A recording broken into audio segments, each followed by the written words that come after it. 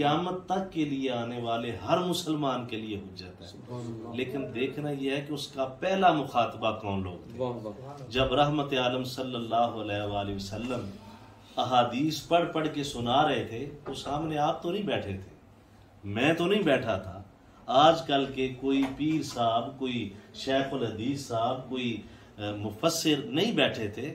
آپ کے سامنے جو ہستیاں تشریف فرما تھی ان میں حضرت سیدنا ابو بکر صدیق تشریف, حضرت سیدنا عمر فاروق رضی اللہ تعالیٰ, حضرت سیدنا عثمان غنی رضی اللہ تعالیٰ, یہ ہستیاں موجود ہیں. اور ان کو مخاطب کر کے آقا علیہ الصلوۃ والسلام فرما رہے ہیں فلو ان رجلا صافن بین الرکن والمقام, کہ اگر کوئی شخص کعبۃ اللہ میں رکن یمانی اور مقام ابراہیم کے درمیان کھڑا ہے, اپنے گھر سے نکل کے جب ہم مسجد میں چلے جائیں, ہمارے گھر کا فرنیچر جتنا مرضی قیمتی ہو, جتنا مرضی اعلیٰ ہو, ہمارے گھر کا ماربل بڑا اعلیٰ ہو, لیکن ہمارے گھر کی اس عالی شان بلڈنگ سے ہمارے گاؤں کی کچی مسجد اعلیٰ ہے, وہ افضل ہے. اور جائے کہ بندہ مسجد حرام میں بیت اللہ میں داخل ہو, پھر بیت اللہ ہی نہیں اس کی قربت دیکھیے کہ مقام ابراہیم کے پاس کھڑا ہے, پھر وہ شخص رکن یمانی کے درمیان کھڑا ہے. آقا علیہ الصلوۃ والسلام ارشاد فرماتے ہیں فصلی فصام, وہ صرف ادھر کھڑا نہیں, وہ روزے کی حالت میں ہے اور نماز بھی پڑھ رہا ہے. یا رسول اللہ صلی اللہ علیہ وسلم, پھر آپ نے ارشاد فرمایا ثم یدرکہ الموت, پھر اسے وہاں پہ موت آ جائے.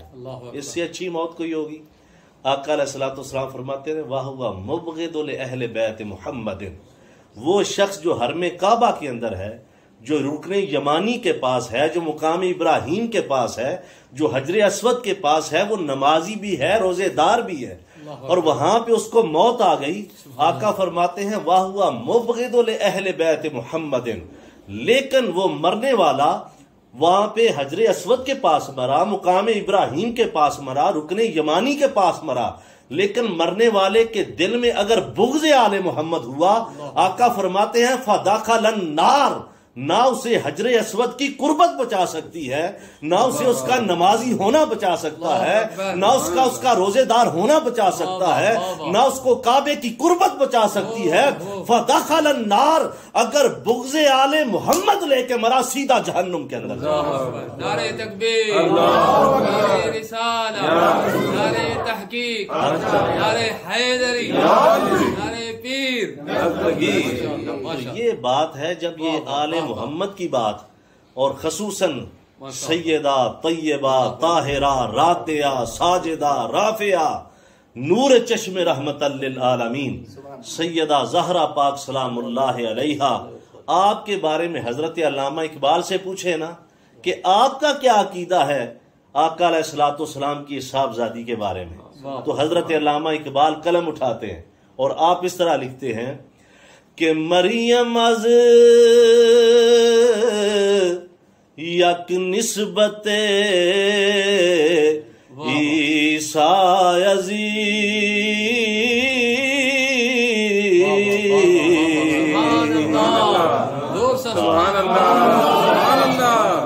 سے نسبت حضرت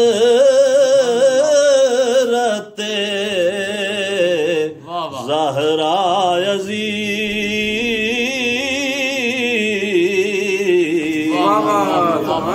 آپ فرماتے ہیں کہ حضرت مریم سلام اللہ علیہا ہمارے لیے ایک نسبت سے قابل احترام ہے کہ حضرت عیسیٰ علیہ السلام کی والدہ ماجدہ ہے, اور سیدہ زہرا سلام اللہ علیہا ہمارے لیے کم سے کم 3 نسبتوں کی وجہ سے قابل احترام ہے.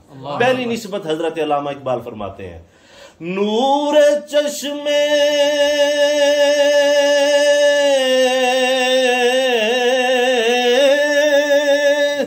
رحمت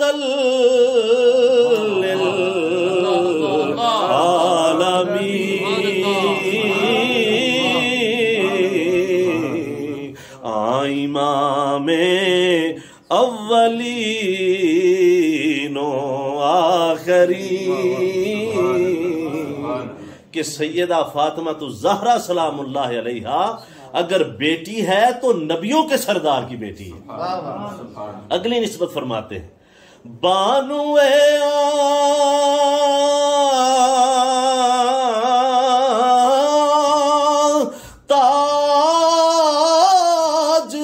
تاجدار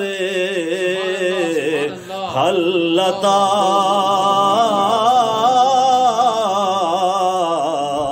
مرتضی مشکل کشا شیر خدا. آپ فرماتے ہیں اگر یہ بیٹی ہے تو نبیوں کے سردار کی بیٹی ہے، اگر یہ بیوی ہے تو ولیوں کے سردار کی بیوی ہے.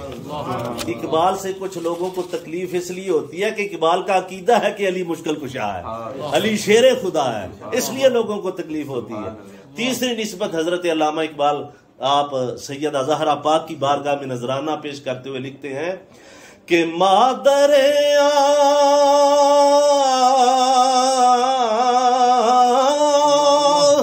مرکز پرکار عشق مادر قافلہ سالار عشق. اگر یہ بیٹی نبیوں کے سردار کی ہے، بیوی ولیوں کے سردار کی ہے، تو ماں شہیدوں کے سردار کی ہے، عاشقوں کے سردار کی ہے. حضرت علامہ اقبال فرماتے ہیں کہ حسین عاشق نہیں ہے، وہ فرماتے ہیں کہ عشق بھی حسین کا طواف کرتا ہوا. یہ عاشق تو بڑا چھوٹا سا لفظ ہے، لوگ کہتے ہیں حسین عاشق تھا، اقبال فرماتے ہیں عاشق نہیں، عشق جو ہے وہ حسین کا طواف کرتا ہوا نظر آتا ہے. اور اگلی بات سنیں، حضرت علامہ اقبال فرماتے ہیں کہ رشتہ آئین حق زنجیر پاس پاس فرمانے جناب مصطفیٰ. حضرت علامہ اقبال فرماتے ہیں کہ میرے پاؤں میں فاطمۃ الزہرا کے بابے محمد مصطفیٰ صلی اللہ علیہ وآلہ وسلم کی شریعت کی زنجیریں ہیں، شریعت کی بیڑیاں ہیں جو مجھے شریعت کی حدود و قیود سے باہر نہیں نکلنے دیتی.